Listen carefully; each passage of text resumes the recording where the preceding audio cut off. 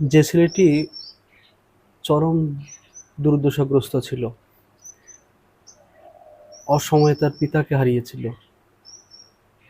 সে তার জীবিকা নির্বাহের জন্য সব কাজ করেছিল। আমি যতটুকু জানি,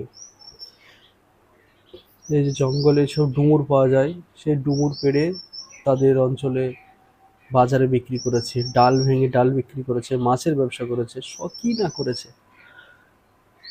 সে কিন্তু স্যাঙ্গুইন পেয়েছিল চাকরিটা, কারণ আমি তাকে সম্পূর্ণ জানি।